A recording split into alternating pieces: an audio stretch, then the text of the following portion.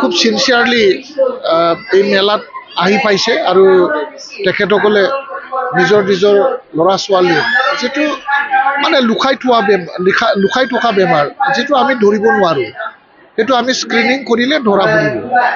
আৰু এইটো 18 বছৰলৈকে আমি স্ক্ৰিনিংটো কৰিম। ইয়াৰ পিছত যেনেকৈ ব্যৱস্থা ল'ব লাগে, আমি BTC গভৰ্ণমেণ্ট হিচাপে ইয়াৰ বিহিত ব্যৱস্থাটো আমি ল'ম। আৰু আজিৰ এই প্ৰগ্ৰামতে আমাৰ TB পেচেণ্টসকলক যিটো আমাৰ পেকেট খোৱা প্ৰটিনযুক্ত আদাৰ দিয়াৰ যি ব্যৱস্থা আজি প্ৰিলিমিনাৰী আমি ইয়াত দিছোঁ।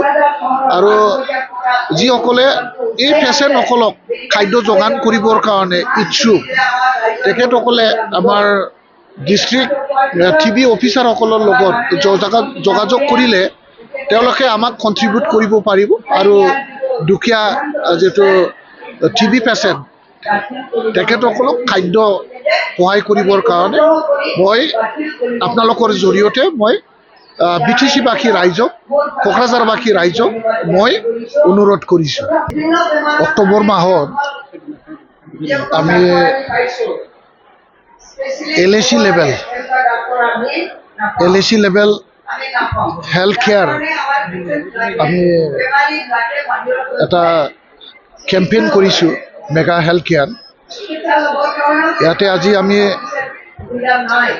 সমষ্টি লেভেলত আজি কোকৰাঝাৰ যিটো LAC, এই LAC লেভেলত আমাৰ কাৰিগাঁও মাইবং নগৰ ছিনিয়ৰ ছেকেণ্ডাৰী স্কুলত আমি হেল্থ কেম্পেইন কৰি আছোঁ। এই কেম্পৰ জৰিয়তে আমি আজি প্ৰায় 3000 0 to 18 years বা 18 years and below ইয়াৰ ছাত্ৰ ছাত্ৰীসকলক আমি স্ক্ৰিনিং কৰিম।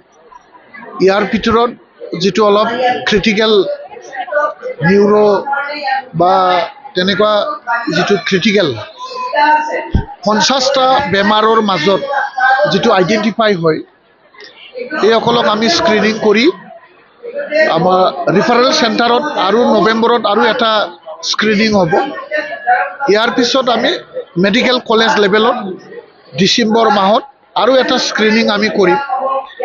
ইয়াৰ পিছত আমি গোটেই পেচেণ্টবিলাকক ট্ৰিটমেণ্ট কৰিবৰ কাৰণে আমি আৰম্ভ কৰিম। আৰু যিটো পেচেণ্ট বা যিটো বেমাৰ বাহিৰত লৈ যাব লাগে, হাৰ্টৰ পেচেণ্ট বা বিভিন্ন যিটো আমাৰ এফিলিয়েটেড যিবোৰ হস্পিটেল আছে, এই হস্পিটেলবোৰত আমি দিল্লী, এপ'লো বা এইমছ বা আমাৰ নাৰায়ণা যিটো হস্পিটেল আছে, এই হস্পিটেলবিলাকত আমি ট্ৰিটমেণ্ট কৰাৰ কাৰণে আমি ব্যৱস্থাটো ল'ম। তো এতিয়া প্ৰিলিমিনাৰী ষ্টেজ, আজি প্ৰিলিমিনাৰী ষ্টেজ হিচাপে আমি কিমানজন ক্ৰিটিকেল পেচেণ্ট আমি পাওঁ, তেওঁলোকক আমি স্ক্ৰিনিং কৰিম। আৰু প্ৰিলিমিনাৰী ট্ৰিটমেণ্ট এতিয়াৰে পৰা আৰম্ভ হ'ব। আৰু আমি নৱেম্বৰৰ যিটো ডিষ্ট্ৰিক্ট লেভেলত আমি কৰিম। তাৰপিছত আমি ষ্টেট লেভেলত আমি স্ক্ৰিনিং কৰি পেলাই মানে উচ্চ চিকিৎসাৰ বাবে আমি ৰিফাৰেল কৰাৰ যি ব্যৱস্থা, এই ব্যৱস্থাটো আমি কৰিম।